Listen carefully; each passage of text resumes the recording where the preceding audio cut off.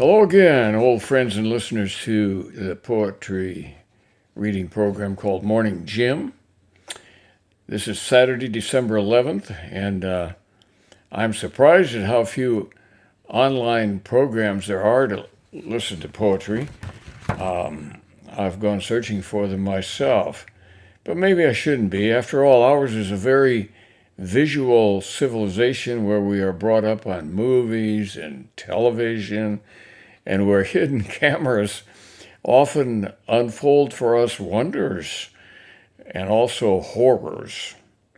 So we're very visual, and that has an effect on the Christmas shopping season, doesn't it? We like to go to the stores and look at things in the real world and not just at catalogs online, although sometimes there aren't the other options. I've been laid up with a cold for a week.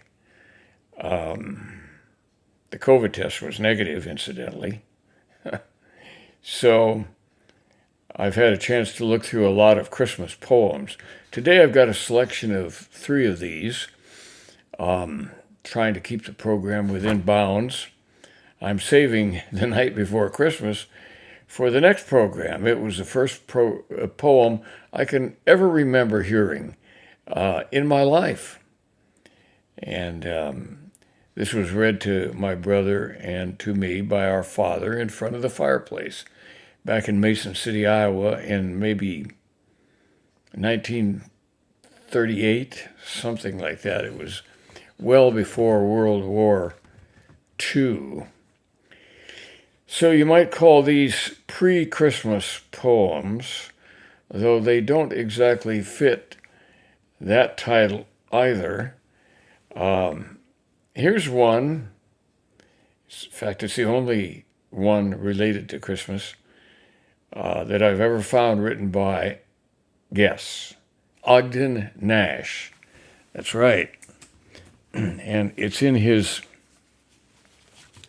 book of selected poems that I bought when I was a student at Stanford, I think. It was available in hardbound for $1.45.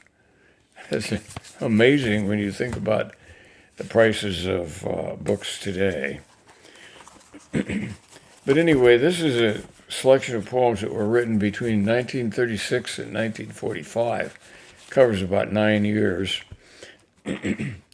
And the one I'm going to read to you today is called A Carol for Children. God rest you, merry innocents. Let nothing you dismay, let nothing wound an eager heart upon this Christmas day.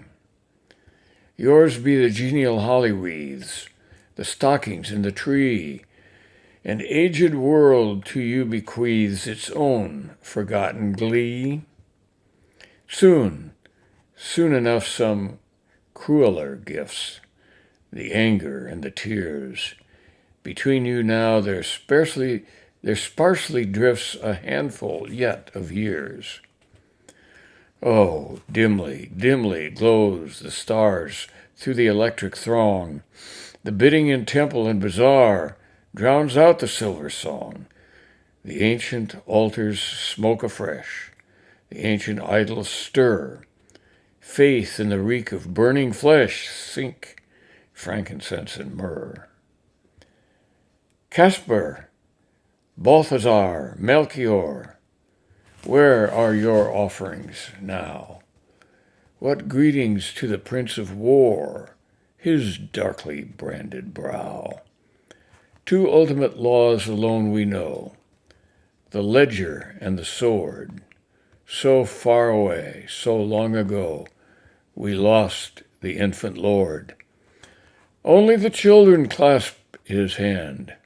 His voice speaks low to them, and still for them the shining band wings over Bethlehem. God rest you, merry innocents, while innocence endures. A sweeter Christmas then we to ours, may you bequeath to yours. Now that's not unlike, in meter and style, other Ogden Nash poems, but it doesn't have the humor that Ogden Nash is known for. It has the irony. And what he's talking about here, I think, are the war in Europe, and perhaps he's calling up the burning flesh, the ovens of the Nazis and their death camps, overwhelming the scent of frankincense and myrrh. Well, that's kind of a hard-edged poem to be a carol for children, and I hope and I think he wanted us to have a sense of the irony of the title. But he says, a sweeter Christmas than we to ours, may you bequeath to your children. So that's A Christmas Carol by Ogden Nash. I never imagined that I would hear that from him. Well, the next poem, I'm going to get onto it now, is one that I wrote. It's called Holy Family, and it's built around the Hail Mary, poem, which is mainly a part of Roman Catholic liturgy, but is also used in High Church Anglican liturgy. And the subtitle of this poem is called An Errant View of How It May Have Been. Hail Mary, full of grace, the Lord is with thee. When Joseph came to me after our wedding, a hairy, exciting man, but gentle as an angel, I remembered a dream I had before. So odd it was that I would bear a son. So it was no surprise when it was with me as it is with women. I told Joseph he would have a son. Blessed art thou among women. And here my baby is again, wanting to suckle. He feeds and grows, so warm, immensely warm and lively. In Bethlehem we paid our taxes, and the child was born in a smelly stable. Unlikely that he survived. Miracles happen, and he is healthier than most in Nazareth, where death is a frequent visitor. Oh God, I hate the funerals of children. And blessed is the fruit of thy womb, Jesus. This boy worries me in a strange way.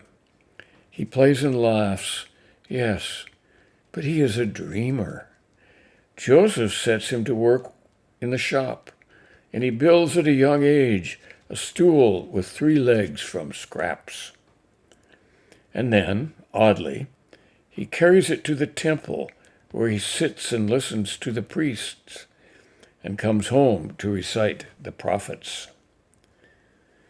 Holy Mary, Mother of God, be with us now. My boy is now a man. How can this be? He learned to read at the temple, but also argued with the priests and scribes. Now he's teaching his neighbors, who cannot always abide this self-made rabbi.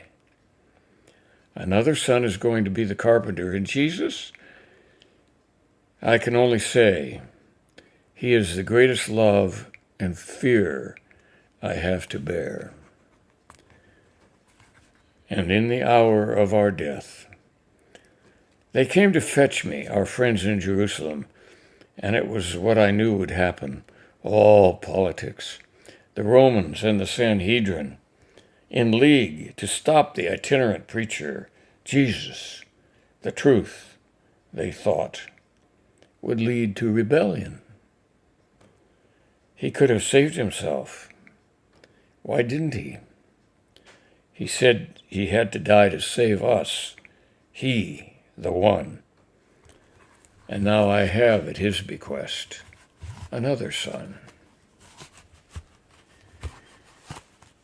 Well, I built that poem around the Hail Mary, full of grace, the Lord is with thee, poem and prayer of the Catholic liturgy. And I think it fits right in with the Christmas story. The Christmas story has, in many forms, greatly influenced Western civilization for over 2,000 years. Here's another poem by Marie Ponsot. This is from her huge collected poems, which I just became familiar with. I think that Marie spent most of her waking hours writing poetry. She did marry, she had children, but I'm not quite sure where she fit that in. This poem is called Our Lady, and it's about Mary, the mother of Jesus.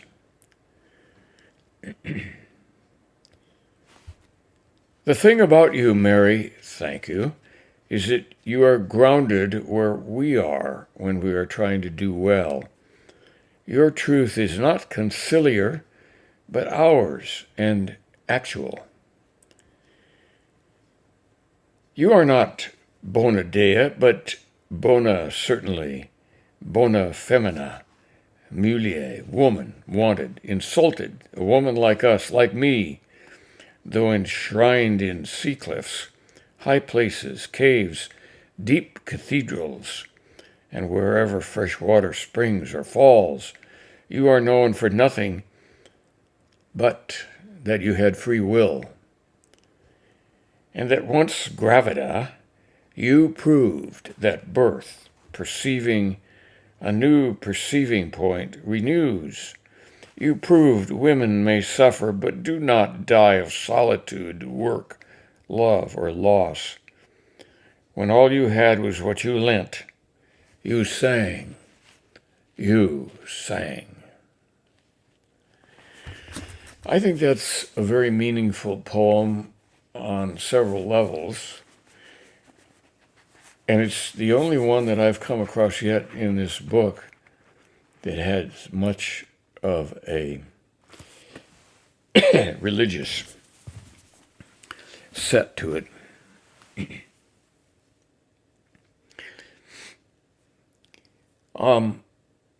That's it for today. I haven't finished my Christmas shopping yet, and I haven't, as you can see, fully recovered from my cold. But I did have a negative COVID test, remember. Carry on, and I'll be with you again practically on Christmas Eve. That is, in another week. Bye now, and have a great pre-Christmas shopping and lovely weather to work in. See you later.